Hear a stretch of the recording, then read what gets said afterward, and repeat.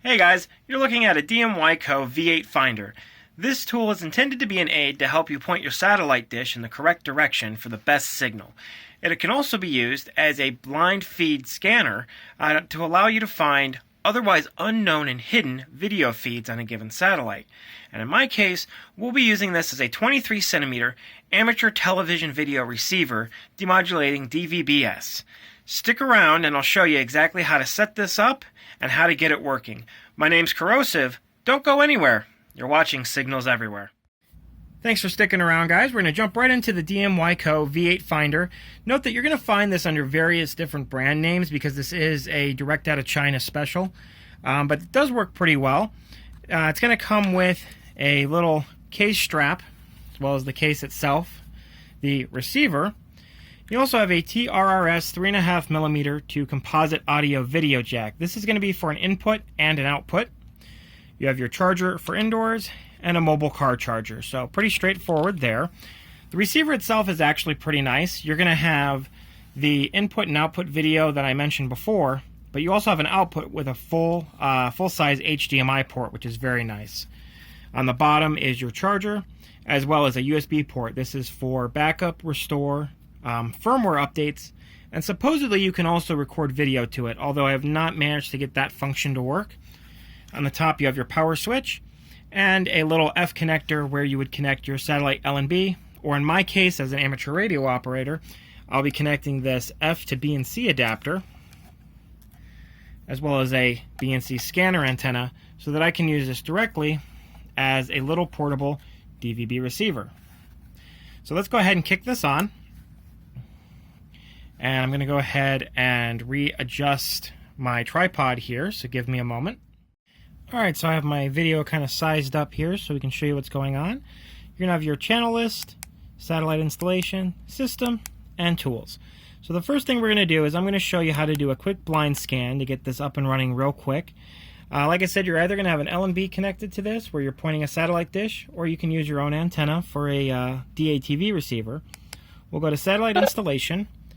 You hear this beeping. If you come here, there's actually a mute button. We're just going to hit that and come back down. That tone will kind of go in a, let's see, the pitch doesn't change as you would generally expect. What ends up happening is the tone is longer or shorter in duration dependent on your signal quality. So that would be how you'd figure out if you're pointing it in the right direction or not.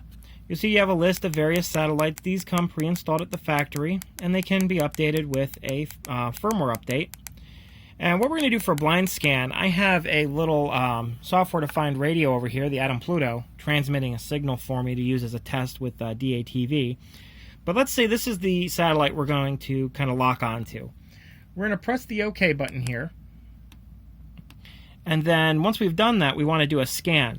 So you can see scan is kind of in blue. So we're going to press our blue button. And we're going to get a couple options here. So it's a single satellite scan.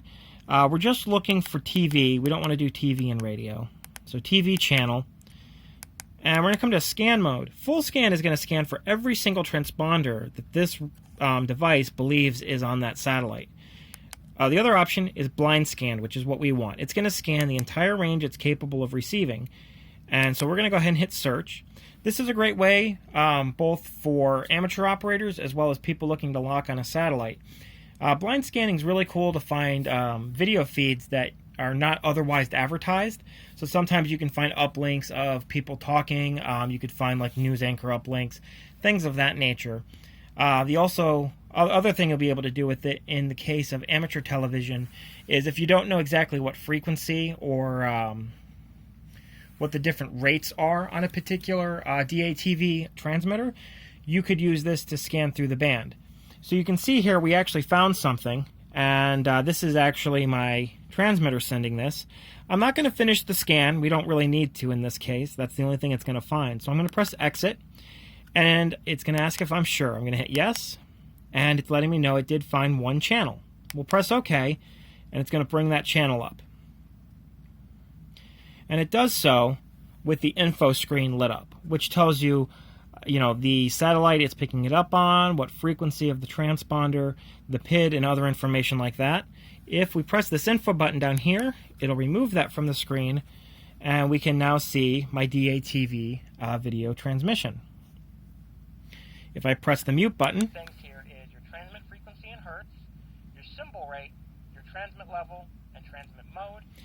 So you can see it is actually doing both video and audio, which is really nice. If you're interested on how to transmit your own DATV signal or DVB-S signal like you see here, links in the description on how to do that. And so now that we've done this, let's go back to the main menu by pressing Menu, and I'll show you how to manually enter transponder information. So let's say, for example, you have a satellite that, go ahead and mute that. Let's say you have a satellite that's not on the list, or you want to look at a specific transponder. To do that, we can actually add our own. So add is going to be this little red button. I'm going to press that, and under name, I'm going to call it ham, because it's going to be for ham radio reception. And once we've typed that in, we're going to look through here.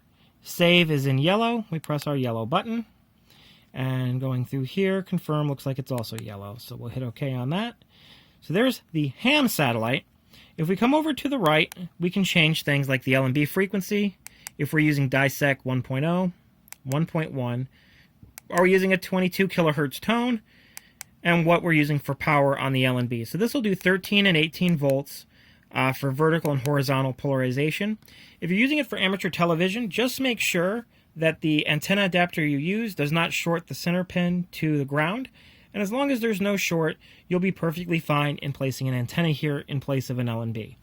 If you do short it out, you're going to end up blowing up the meter, so try not to do that. And then whether or not you're using a motor. For amateur television, we're going to set the LNB freak to 1,000 because that's going to, or excuse me, 10,000 because that's going to make our conversion from an amateur frequency down to the frequency this sees a lot easier. This, in the case of satellite, you're going to put in the local oscillator frequency of your LNB, which is usually written somewhere on it. Now that we've made that change, we're going to go ahead and hit this back button down here. And what the back button's going to do, after let's see, we have to confirm, exit, there we go. Hit the blue button, yes. Whoop, let me go back. Okay, so now what we need to do here is we actually need to, there we go, hit menu, and we need to add a transponder. You can't read what this button says, it's actually the back button. So when I press the back button, now we're in transponder entry, where we can put in a frequency. We'll press the red button to add, and it wants the frequency in megahertz. So if you know the frequency of your satellite that you're looking to listen in on, you could put that here. In the case of amateur radio operation, I am transmitting currently at 1.254 gigahertz, and it looks like it has a 10 gigahertz LNB on it. So what we're going to do is on our frequency, it's actually going to be 1.254. So we're just putting that 1 in there to kind of bump that receiver into thinking it's pulling down something in the 10 gig range, where it's actually going to receive 1.254 megahertz. We come down to our symbol rate. In my case, I'm using a 1.5 mega symbol rate, so we're going to do 0, 1, 5, 0, 0. And for amateur radio, it doesn't matter what the polarity is because the voltage being sent down to the antenna is not being used. We'll press save. Once you've done that, we have signal intensity, signal quality. To actually be able to view this, we need to scan the transponder, and we can do that with our blue button. So I'm going to go ahead and hit search. It's going to do a scan, and as long as it sees the signal, it'll show you it found one. We press OK, and it will now bring that channel up. Again, pressing the info button, we'll pull that off of our screen, and we can see the live video being transmitted. Again, if I press mute, I can hear what's being said. So to get out of this screen, I'm going to go ahead and press menu. And now let's say you want to get back to a channel you found previously. You'll go into your channel list, TV channels, and you'll see we have 2 channels listed here. They're actually on the same frequency. And you'll see that it's just a small little window. What you need to do to actually pull that channel up is press OK to select it, then press exit until you get to the main menu, and press exit again. That brings you back up to the main screen, and of course, pressing info will pull it down. So that's how you get that video full screen. It's a little convoluted how it's set up, but it does work pretty well. So from this point on, you essentially know how to do the blind scanning and manual frequency entering. Let me go through the rest of the menus real quick just to show you what we have here. So we've gone through the channel list and satellite installation.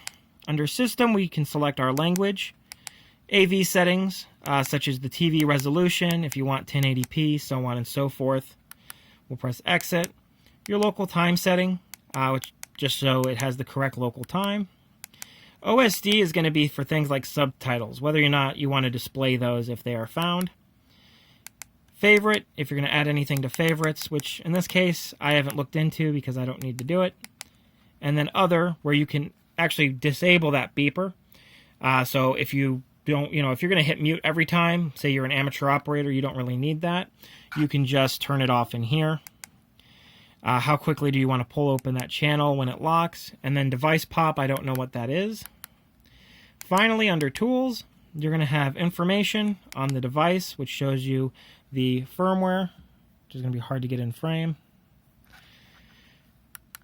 You also have factory reset, and then if a USB device is plugged in, that also shows the option for updating it, backing it up, as well as restoring it, and the record option that does not seem to work as of right now.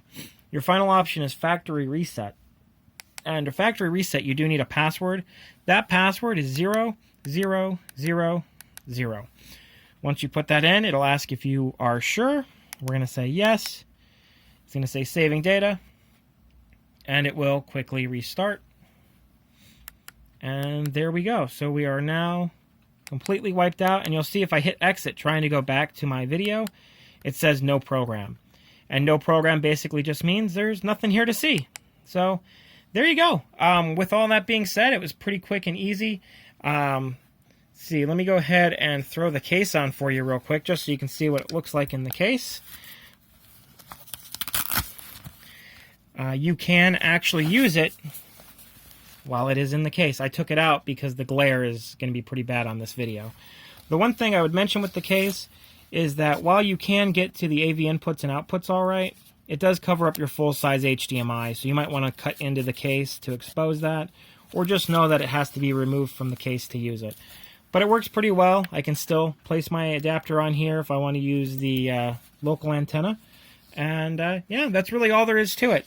Hope you guys enjoyed the video. I wanted to give a big shout out to Keith, N8XD. I'll put a link to his Twitter page in the description below. But he was the one who actually gave me the idea to go ahead and spring for one of these units. I'd pondered it for some while now, and he really kind of proved the concept that these will work for 23 centimeter amateur television. So big shout out to him, and of course all of my Patrons who made this video possible. If you guys have not been there before, please check out my Patreon page. For as little as $1 a month, you guys get early access to all my videos and help out the content and the channel grow. So I thank you all, and I hope to see you in the next one.